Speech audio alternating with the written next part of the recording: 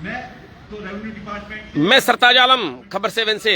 हम लोग उत्तराखंड के हल्द्वानी में आज ठंड बहुत है, लेकिन राजनीति में गर्माहट है। मूल निवास और भू कानून को लेकर प्रदेश में कई जगहों पर धरने प्रदर्शन आपने लगातार देखे होंगे। देहरादून में भी काफी बड़ी रैली हुई और हल्द्वानी में कई बार प्रदर्शन से लेकर ज्ञापन हो चुके हैं। आज यहाँ पर सर्वदलीय संगोष्ठी चल रही है नैनीताल रोड पर सेलिब्रेशन बैंकेट हॉल में, और यहाँ पर कई जगहों के लोग भी यहाँ पर आए हैं, जैसे कि मुझे नजर आ रहा है। उसमें उत्तराखंड क्रांति दल के लोग भी नजर आ रहे हैं, उसके अलावा उत्तराखंड परिवर्तन पार्टी के लोग भी हैं, कई और दल भी हैं।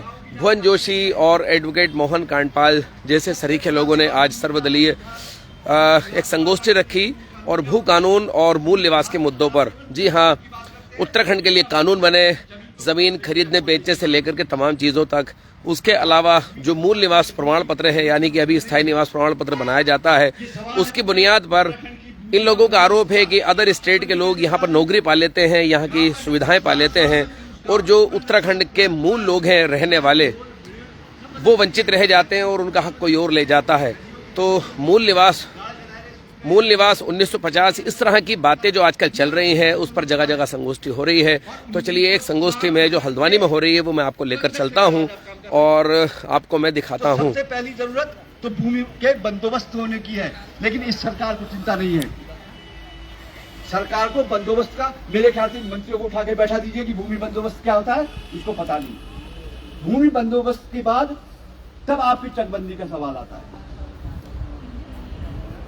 लेकिन ये बहुत बड़े काम है, बड़े सोचनीय विषय हैं। इनको मुझे नहीं लगता कि इस सरकार में कोई बैठ के सोचने वाला लोग हैं, और जो सोचने वाले समझने वाले लोग हैं वो कहीं नहीं। क्योंकि आज अगर आप किसी राजनीतिक पार्टी में शामिल होते हैं तो आप दायित्व के लिए शामिल नहीं होते, आप दायित्वधारी बनने के लिए शामिल हो रहे हैं। वहां किसी का दायित्व नहीं है, ये सब दायित्वधारी बनने की राजनीति है। मैं भी अगर किसी पार्टी में जाऊंगा तो बात ये आएगी कि मैं दायित्व के लिए लड़ाई लड़ रहा हूँ, मुझे क्या मिले, कौन सा मलाईदार विभाग मिले, हमारे बगल में ये गोष्ठी में बैठा हुआ यार, और बाकी कोई किसी को कोई मतलब नहीं है। कुल मिलाकर के कौशिक समिति का सवाल बिल्कुल जायज सवाल है। हम लोगों ने उसको नहीं पढ़ा, अधिकांश लोग जानते भी नहीं है। भूमि बंदोबस्त के बारे में हमको जानकारी नहीं है, वनों के बंदोबस्त की कोई जानकारी नहीं है। जो ग्राम पंचायतें हैं, जो वन पंचायतें हैं, वन पंचायत में लोगों को अधिकार हुआ करते थे, आज वो सारी वन पंचायतें वन विभाग ने अपने अंडर में कर ली है। ये तरुण जोशी हमारे बीच में कहीं दिख रहे थे, उन्होंने वन पंचायत संघर्ष समिति बनाई थी। वन पंचायतों के भीतर लोगों को पत्थर निकालने का, गिरी हुई लकड़ी निकालने का, मकान बनाने के लिए वो सब निकालने का वन पंचायतों में अधिकार हुआ करता था। आज तो लीसा लकड़ी चोरों के सब जो है सब हो चुका है, सब वो वन पंचायत में लोगों का कोई अधिकार ही नहीं है। मैं एक बात और कहना चाहता हूं कि उत्तराखंड आंदोलन से पहले दो जैसे आपने कहा था कि पर्वतीय विकास मंत्रालय बना था उत्तराखंड के, उत्तर प्रदेश के भीतर, तब भी उत्तराखंड का ध्यान रखा गया था। और उत्तराखंड कभी देश के भीतर पिछड़ा नहीं रहा है। उत्तर प्रदेश के भीतर गोविंद बल्लभ पंत मुख्यमंत्री रहे, उत्तर प्रदेश में नारायण दत्त तिवारी जैसे लोग मुख्यमंत्री रहे, उत्तराखंड में हिम्मती नंदन पगोड़ा जैसे लोग रहे। उत्तराखंड की तो कितनी पूछ थी। यूपी के भीतर आप देख लीजिए, उत्तराखंड के 3-3, 4-4 लोग यूपी में आपके मुख्यमंत्री रहे हैं। कितनी बड़ी बात है राष्ट्रीय। इसलिए उत्तराखंडियत का सवाल एक आपकी केवल इस अस्मिता का सवाल नहीं है, मूल सवाल हमारे रोजगार का सवाल है, हमारे पर्यावरण का सवाल है, हमारे जमीन का सवाल है, हमारे जंगलों का सवाल है, हमारे पानी का सवाल है, हमारे लोगों के लिए रहन सहन की स्थितियों का सवाल है। लोग पलायन कर गए, ये कोई बड़ी भारी बात नहीं है। चिंता का विषय ये नहीं है कि लोग पलायन करके चले गए, लोग सुविधाओं के लिए पलायन करने गए, रोजगार के लिए पलायन करने गए। चिंता का सवाल यह कि गांव देहात में जो लोग रह रहे हैं उनके लिए रहने लायक स्थितियां नहीं है। मुझे कुछ साल पहले एक ने कहा कि तुम शहर के लोग बहुत हरामी होते हो, अपने तो तुम्हारे हर घर में बाथरूम है, हर घर में पानी है, हर कमरे में पानी है, और हमारे गांव में तुमने एक टोटी लगा दी, अरे हमने पानी दे दिया, हमने पानी दे दिया, हमने पानी दे दिया। गांव में एक पोल में आपने बिजली टांग दी, अरे हमने गांव को बिजली दे दी, विद्युतीकरण कर दिया, विद्युतीकरण कर दिया। और शहरों की हालत देखिए, आपके हर कमरे में पानी है, आपके हर कमरे में बिजली है। और गांव देहात में क्या है, एक पोल में आपने बिजली टांग दी, उन्होंने एक तार खींचा और एक दो डाल दिए तो ये बिजली हो गई। तो पहाड़ के पलायन कोई सवाल नहीं है। सवाल आज ये है कि पहाड़ के भीतर में जो आज लोग रह रहे हैं, क्या उनके लिए जीने लायक स्थितियां हैं? कितनी औरतें प्रसव के लिए मर जा रही हैं। आपके प्राइमरी हेल्थ सेंटर तो साथियों, यहाँ संगोष्ठी में यहाँ पर लोग अपनी बात रख रहे हैं और देखिए, संगोष्ठी आज़ादी देती हैं, आप अमुक विषयों पर अपनी बात रख सके। तो उत्तराखंड के जो सवाल है उन पर यहाँ पर बात हो रही है कि सिर्फ यहाँ पर बात पलायन की नहीं, सिर्फ भूकानून की या मूल निवास की नहीं, बल्कि रहने लायक हालात बन सके। उत्तराखंड के गाढ़ गधेरे, उत्तराखंड के पर्यावरण, उत्तराखंड के जो संसाधन है, उन पर पहला कब्जा किसका हो, उन पर पहला। तो मेरे साथ यहाँ पर बात करने के लिए भुवन जोशी साहब हैं। भुवन जोशी साहब, खबर 7 के लाइव पर बड़ा इस्तकबाल और स्वागत है आपका सर। नमस्कार। आज बहुत स्वागत है हमारे यहाँ, बहुत अच्छा आपका। तो सर, आज आप लोगों ने जो ये संगोष्ठी की है, उसका कौन कौन लोग इसमें शामिल हो रहे हैं, मुद्दे क्या हैं और आखिर इसकी जरूरत क्यों पड़ गई सर? देखिए, आज उत्तराखंड राज्य बने हुए 24 साल हो गए। शायद 9 नवंबर 2000 को उत्तराखंड राज्य बना था, आज 2024 चल रहा है। और आज जो है उत्तराखंड का जनमानस सड़कों पर आंदोलन कर रहा है। अभी आपने देखा होगा कि बहुत बड़ी रैली देहरादून में हुई थी, उसके बाद ये जगह जगह कार्यक्रम हुए थे। तो ये सारी स्थितियां क्यों आई है? इन 24 सालों में उत्तराखंड राज्य के लिए जो संघर्ष किया था, उत्तराखंड राज्य बनाने के लिए सारे लोगों ने संघर्ष किया था, उस संघर्ष के बाद आज 24 साल बाद ये स्थिति क्यों आई है, इस पर चिंतन मनन और ये एक मंथन करने के लिए हमने एक सर्वदलीय बैठक बुलाई, जिसमें करीब सभी पार्टियों के लोग यहाँ पर उपस्थित हैं। और इसमें जो रिटायर्ड कर्मचारी हैं वो भी आए हुए हैं, कुछ संस्थाएं भी हैं। सभी लोग मिलकर यहाँ पर एक चिंतन मनन कर रहे हैं। देखिए, उत्तराखंड राज्य बनने के साथ ही यहाँ का जो नियोजन है वो सही तरीके से नहीं हो पाया, जिसका खामियाजा आज 24 साल बाद हम लोग भुगत रहे हैं। क्या हमारी जमीन का बंदोबस्त, जमीन का नियोजन सही तरीके से नहीं हुआ। आज एग्रीकल्चर, जो पर्वतीय क्षेत्र में जो किसान खेती करता था, वो खेती आज नहीं कर पा रहा, क्योंकि उसको जंगली जानवरों का भय है, खेती करने में उसको नुकसान हो रहा है, तो वो जो है रोजगार की तरफ भाग रहा है, तो वो बेरोजगारी भी बढ़ा रहा है। ये जो हमारा नियोजन है, ये बेरोजगारी भी बढ़ा रहा है। और साथ ही हमारा जो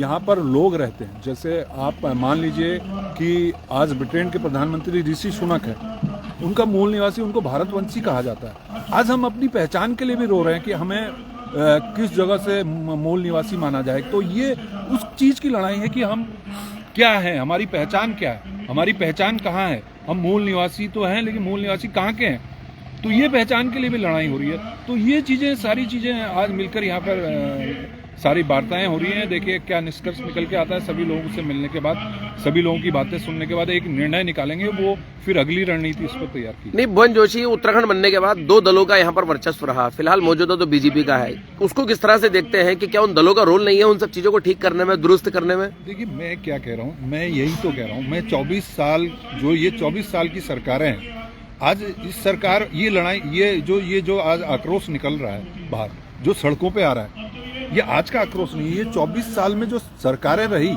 जिनका निकम्मापन रहा, जिन्होंने जो है यहाँ की जनता को सही तरीके से नहीं समझा और इस जनता के भावनाओं को नहीं समझा, और जनता के जो मुद्दे थे, उन मुद्दों से कहीं अलग उन्होंने अपना निर्णय लिया, तो उस निर्णय के तहत ही आज ही जो आक्रोश निकल रहा है, ये आक्रोश है। अरे, मुझे यहाँ संगोष्ठी में और सब तो दल दिखाई दे रहे हैं, लेकिन कांग्रेस, बीजेपी, सपा, इस तरह के सरीके दल मुझे यहाँ नहीं नजर आ रहे हैं। देखिए, जब आदमी की दाढ़ी क्या नियोता की दाढ़ी में तिनका होता है। देखिए, जिन्होंने नियोजन नहीं किया, वो क्यों आएंगे यहाँ पर, जनता के बीच क्यों आएंगे? वो देखिए, आप देखिए, आज आपने अभी वर्तमान मुख्यमंत्री हैं जो उत्तराखंड के, उन्होंने कहा कि हम बाहरी लोगों को जमीन नहीं खरीदने देंगे, पुष्कर सिंह धामी जी। हाँ। और उसके बाद वही उन्होंने कहा कि हम एक कॉरिडोर बनाएंगे, इंडस्ट्रियल कॉरिडोर, और हम आपको जमीन देंगे। अब आप देखिए ना, दो मुंह है बातें, मतलब एक बात, दोहरा मापदंड साफ दिखाई देता है आपको। आप एक तरफ तो कह रहे हो कि हम बाहरी लोगों को जमीन नहीं खरीदने देंगे, दूसरी तरफ कह रहे हो कि आइए हमारे यहाँ जमीन खाली है, आप लीजिए, कब्जा करिए। तो ये चीजें साफ नजर आ रही है ना। ये जो कि सरकारें हैं, एक्चुअली ये है कंट्रोल्ड सरकारें, ये अपना निर्णय नहीं ले सकती। इनके निर्णय जो है दिल्ली में बैठे हुए आका देते हैं, उन आकाओं के निर्णय से सरकारें चलती हैं। वो सरकारें जैसा कहेंगी, दिल्ली की सरकार जैसा कहेगी वैसे उत्तराखंड की सरकार चलेगी। तो ये चीजें स्थितियां हैं, इसलिए ये उत्तराखंड का जो हाल है आज ये हो रहा है।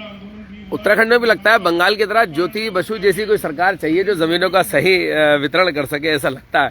हालांकि वो भी पिछड़ गए बंगाल में और ममता बनर्जी वहां पर आ गई हैं, ठीक है।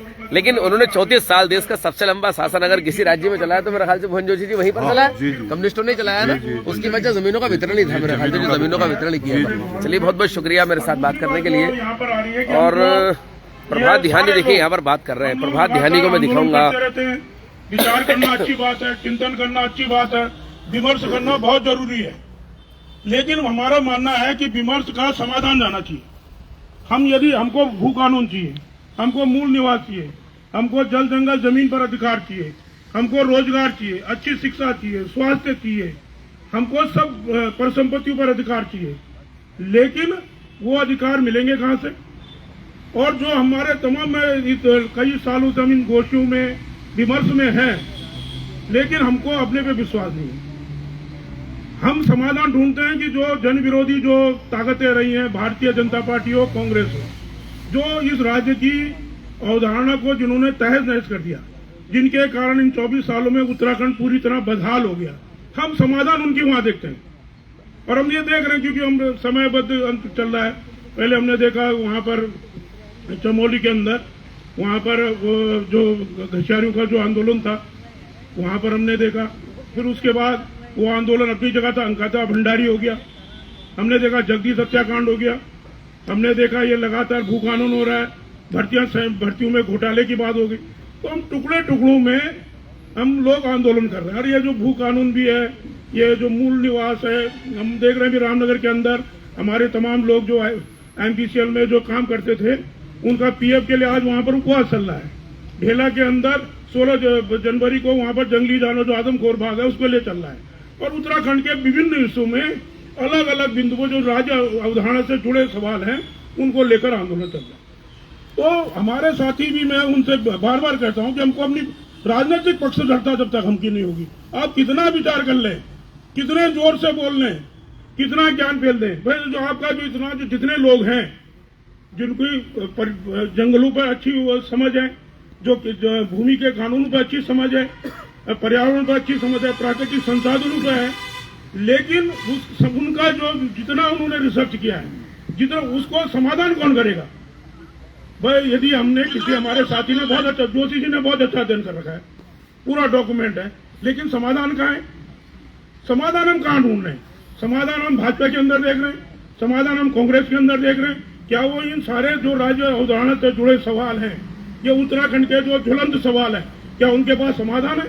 यदि समाधान होता तो आज फिर उत्तराखंड बदहाल क्यों होता? इसलिए मैं जब हम गोष्ठियों में आते हैं तो सवाल है कि एक सामाजिक कार्यकर्ता की तो अपनी ताकत है कि वो एक बिंदु को लेकर, दो बिंदु को लेकर अपनी मुहिम चलाता रहता है, वो ठीक है। लेकिन जब तक हमारी राजनीतिक पक्षधारा, हम देखते क्या है उत्तराखंड के अंदर, मैं जो देख रहा हूँ वो बहुत टाइम से, तो हमको अपनी क्षमताओं पर विश्वास है। हमारे जो जन संगठनों से जुड़े लोग हैं वो भी कभी वो हम देखते हैं केजरीवाल के पास, जब केजरीवाल का उभार आया तो सब लोग उधर भागने शुरू हो गए। अब इंडिया गठबंधन हो रहा है तो उधर को जा रहे हैं। तो सवाल यह है कि हम फिर कह रहे हैं कि साहब क्षेत्रीय पार्टियां उत्तराखंड के अंदर नहीं है। अब क्षेत्रीय पार्टियां कहां से होंगी? तो आपका जब तक आपका अपने लोगों पर विश्वास नहीं होगा, ठीक है, यदि कहीं पर कोई गलत है तो आप मार दें, लेकिन आप इससे बच जाए कि साहब कुछ नहीं है। और आप कभी केजरीवाल के अंदर अपना वो देखें, कभी आप भाजपा के अंदर देखें, कभी कांग्रेस के अंदर देखें। यदि इस उत्तराखंड को बचाना है, यदि राज्य की अवधारणा से जुड़े जितने भी प्रश्न हैं, भू कानून और मूल निवास, जितने भी सारी चीजें हैं, ये राज्य की अवधारणा से जुड़े हुए प्रश्न हैं और इनका समाधान विधानसभा के अंदर है, इनका समाधान संसद के अंदर है।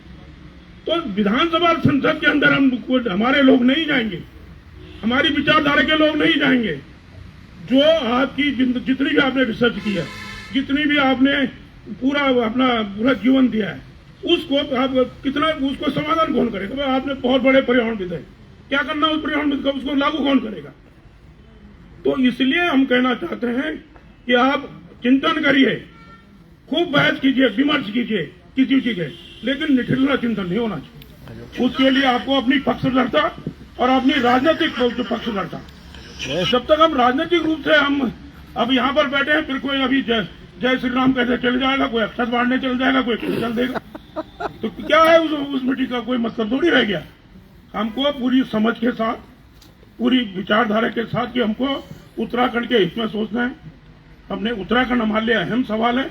उत्तराखंड के जो सवाल हैं, अब हमको जो पूरा आ रहा है कि जो देसी पहाड़ी फलाना ये सारे सवाल जो अभी साथी ने कहा, क्योंकि आज मूल निवास की क्यों बात आ रही है, क्योंकि रोजगार नहीं है, बस नौकरियां नहीं है। ठेके पे नौकरी जा रहे हैं, हम ठेका प्रथा का तो विरोध नहीं कर रहे हैं, हम जो संविदा पर रख रहे हैं उसका तो विरोध नहीं कर रहे हैं, और सब हमको नौकरियां तो सरकार खत्म करती जा रही है। तो ये सारे जो सवाल है, क्योंकि ये हमारे जीवन से जुड़े सवाल हैं, हमारे रोजगार से जुड़े सवाल हैं, हमारे अस्मिता से जुड़े हुए सवाल हैं। इसलिए हम कहना चाहते हैं, चाहे हेलेन का मामला हो, अंकिता भंडारी का मामला हो, जगदीश का मामला, हम बढ़ जाते हैं वहां पर। ये संपूर्ण लड़ाई हमको लड़नी होगी। और यदि वास्तव में हमको तो एक ही बात, उत्तराखंड की बदहाली के लिए जो जिम्मेदार है, मूल निवास में, उनको उत्तराखंड की राजनीति से बेदखल करो। ये नारा हम लोगों को यदि हम देते हैं कि जिन्होंने 24 साल के अंदर उत्तराखंड की और हमारे शहीदों के सपने को तार कर दिया, उस राजनीति का, और उस राजनीति में जो भी लोग हैं, अब वही लोग उसकी अगुवा बन जाते हैं। अलग अलग फिर सब राजनीति नहीं होनी चाहिए, फलाना नहीं होना चाहिए, झंडा नहीं आना चाहिए। तो साथियों, यहाँ पर प्रभात ध्यानी इस समय अपनी बात रख रहे हैं, उत्तराखंड परिवर्तन पार्टी से प्रतिनिधि के तौर पर हैं। उसके अलावा कई और भी क्षेत्रीय दल यहाँ पर मौजूद हैं, हालांकि राष्ट्रीय दल यहाँ पर शामिल नहीं हुए। सवाल है उत्तराखंड की आन बान शान का। सवाल यह है कि हमने क्या खोया, हमने क्या पाया। इन 24 साल में भी अगर धरने प्रदर्शन यूपी के दौर से 10 गुना होने लगे तो सवाल खड़े होते हैं कि फिर उत्तराखंड बनने के बाद उन शहीदों का क्या, जिन शहीदों ने अपनी जानें कुर्बान की, जो जेल गए, जो कि जिन्होंने कि अपने घर से बेघर हो गए, किसी का रोजगार छूटा, कोई बीमार रहा। आंदोलनों में तो सब यही होता है, किसी ने लाठी खाई और कोई बेइज्जत भी हुआ उस दौर में, क्योंकि सरकारें आंदोलन को कुचलती हैं। कोई सी भी सरकार हो, आज मौजूदा बीजेपी सरकार हो, आप किसानों के मामले को देख सकते हैं। 700 किसान शहीद हुए, तब जाकर किसान मूवमेंट सफल हुआ। ट्रक ड्राइवर्स, बस ड्राइवर्स की हड़ताल को आप देख लो, उन्होंने कई दिन सड़कों पर गुजारे, तब जाकर के सरकार थोड़ा पीछे हटने पर मजबूर हुई। इस तरह के सवालों को अगर आप देखें तो सरकारें हमेशा आंदोलनों को कुचलती आई हैं, और ये कोई पहली बार नहीं है। मूल निवास के मामले को लेकर जगह जगह आंदोलन, संगोष्ठियां हो रही हैं, और उसके साथ साथ भू कानून को लेकर भी तमाम संगोष्ठियां और आंदोलन, धरने, प्रदर्शन देखने को मिल रहे हैं। अभी भी यहाँ जो संगोष्ठी चल रही है, इसका नतीजा क्या निकलेगा ये तो खैर शाम तक ही पता लगेगा। लेकिन कुल मिलाकर उत्तराखंड से जुड़े सवाल तो हो ही रहे हैं।